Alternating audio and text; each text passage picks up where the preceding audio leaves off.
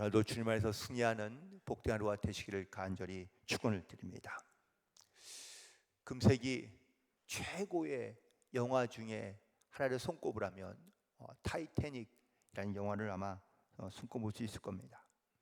제임스 카메론 감독이 만든 영화인데, 사실 우리가 잘 아는 것처럼 이 타이타닉은 실화를 바탕으로 하고 있습니다.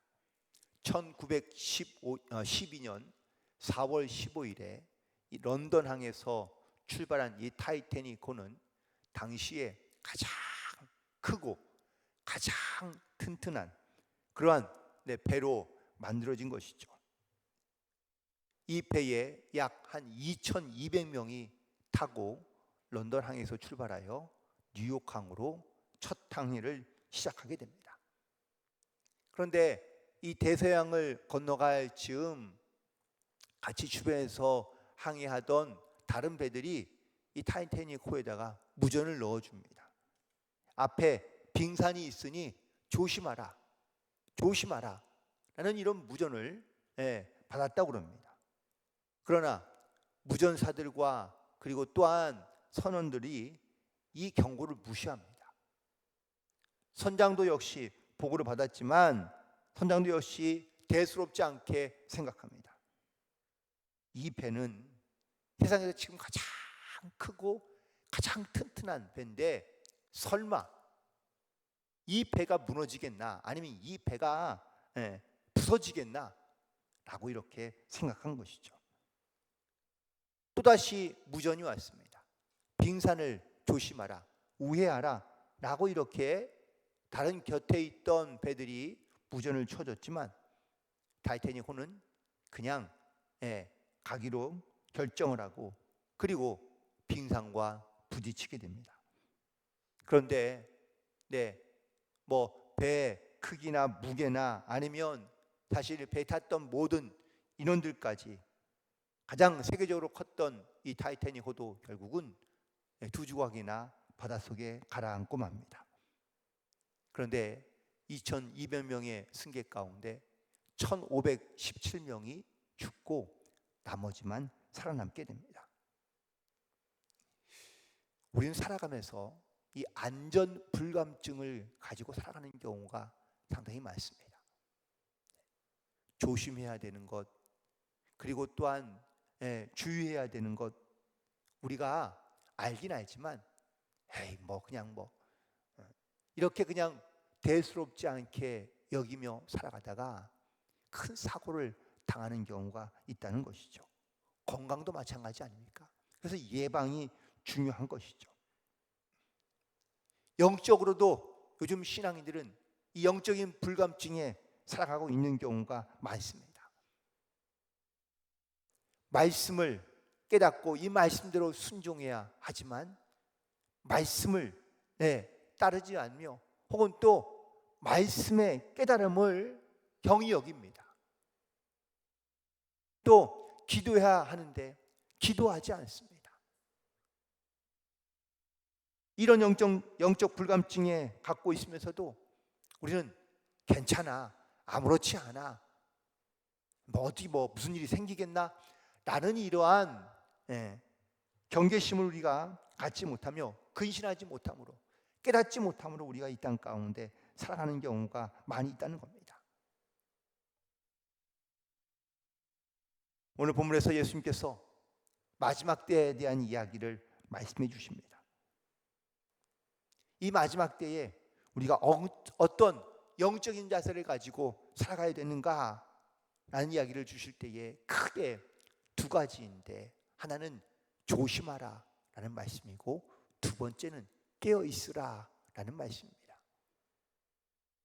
제가 어제 낯설기로는 조심하라 라는 말씀을 중심으로 말씀을 전했다면, 오늘 이 새벽에는 깨어 있으라 라는 말씀을 가지고 말씀을 나누며 은혜를 나누고자 합니다.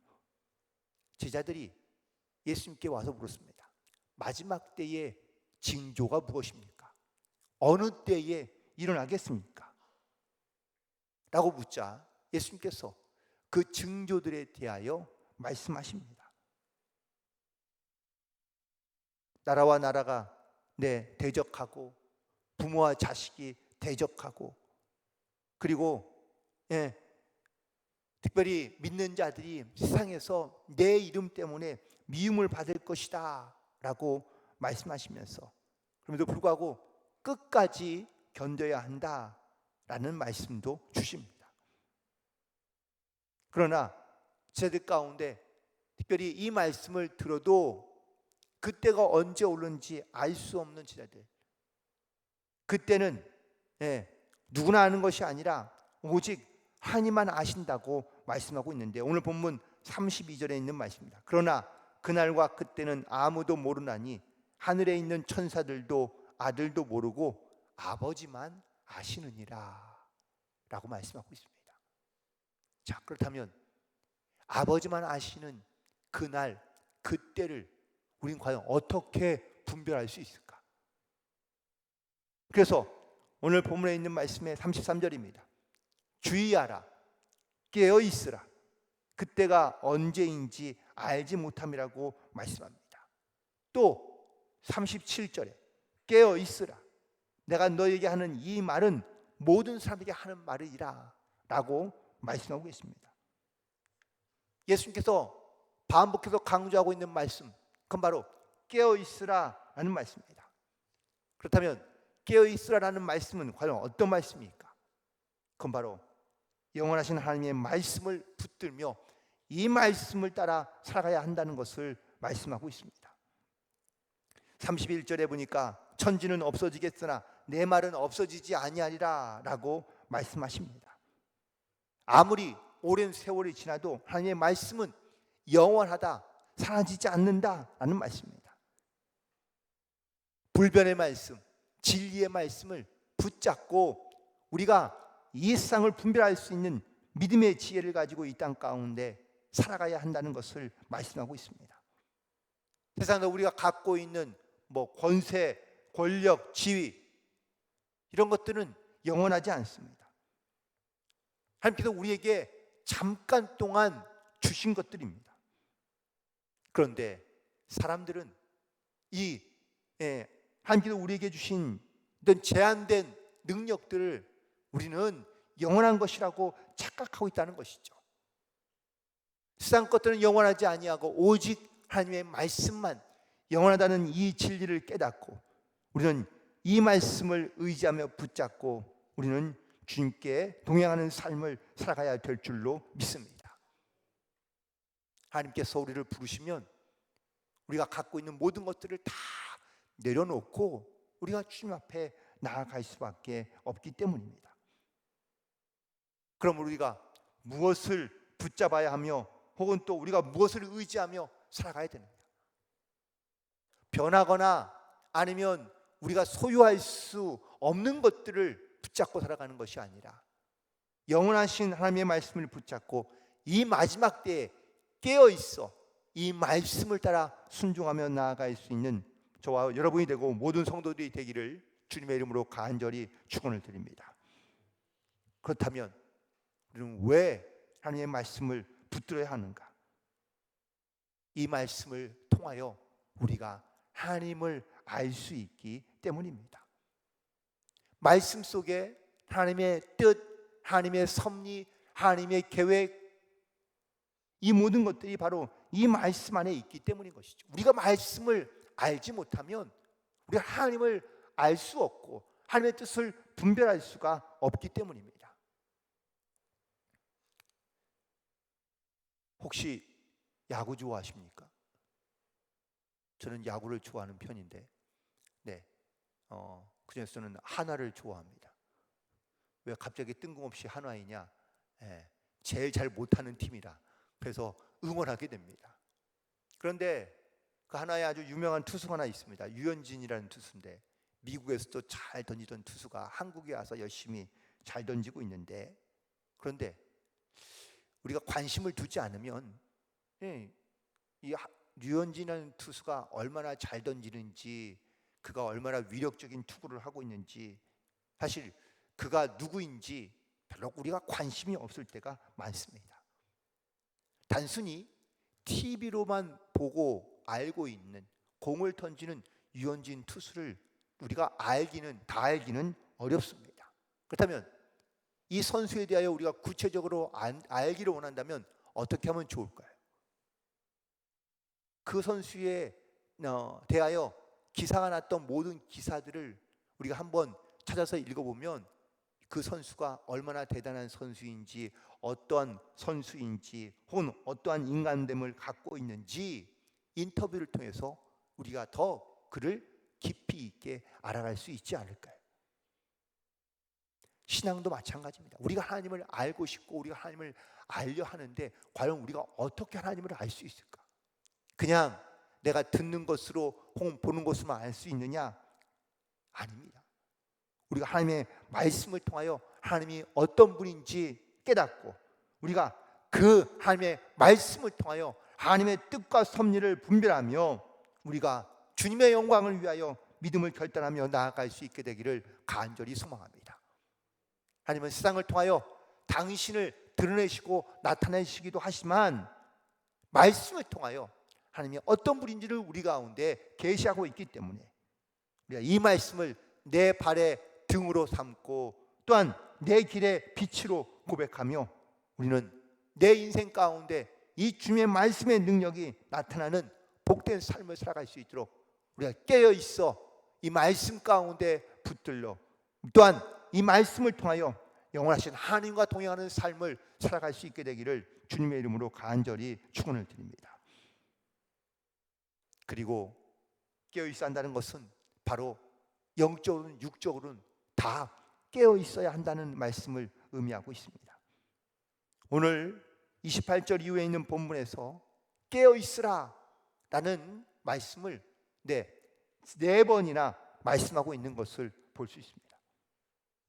예수님께서 이렇게 네 번씩이나 경고하신 말씀은요, 그만큼 중요하기 때문이라는 겁니다.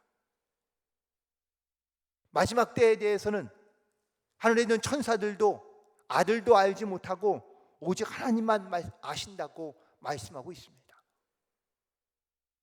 특별히 오늘 본문에 있는 말씀 속에서 이런 비유를 주시는데 어떤 집주인이 자기가 먼 타국을 떠나면서 자기 집에 있던 종들에게 재산을 나누어 주며 또한 할 일을 나누어 주고 그 일을 맡깁니다. 그러고 난 다음에 내가 다시 돌아오겠다라고 말씀하시고 그들에게 맡기고 돌아갔는데, 그런데 이 종들은 주인이 언제 올지 알 수 없는 겁니다. 하지만 확실한 건 있습니다. 주인은 반드시 돌아온다.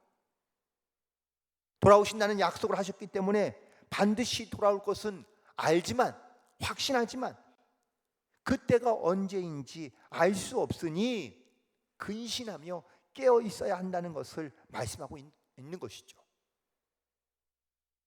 주님도 우리에게 약속하시고 말씀하셨습니다. 내가 너에게 다시 돌아오리라 라고 약속하신 그 말씀이 벌써 2000년이 지나긴 했습니다. 우리 어떤 인생의 개인이 갖고 있는 육적인 사이클은 고작해야 100년밖에 되지 않습니다. 어쩌면 내 일생 중에도 주님이 오실지 안 오실지 알 수는 없습니다. 하지만 분명한 것은 주님께서 주님께서 다시 오실 날이 우리 가운데 다가오고 있다는 사실입니다. 성경에서 마지막 때 징조들로 말씀하신 수많은 징조들이 지금 우리가 살아가는 세상 가운데 나타나고 있기 때문입니다. 그렇다면 왜 이렇게 주님의 나타나심은 지연되고 있는 것일까? 이유는 딱 하나입니다. 베드로후서 3장 9절에 있는 말씀, 함께 우리 말씀을 읽도록 하겠습니다. 베드로후서 3장 9절에 있는 말씀입니다.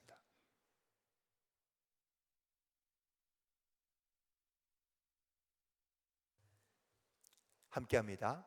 주의 약속은 어떤 이들이 더디다고 생각하는 것 같이 더딘 것이 아니라 오직 주께서는 너희에 대하여 오래 참으사 아무도 멸망하지 아니하고 다 회개하기에 이르기를 원하시느니라. 아멘.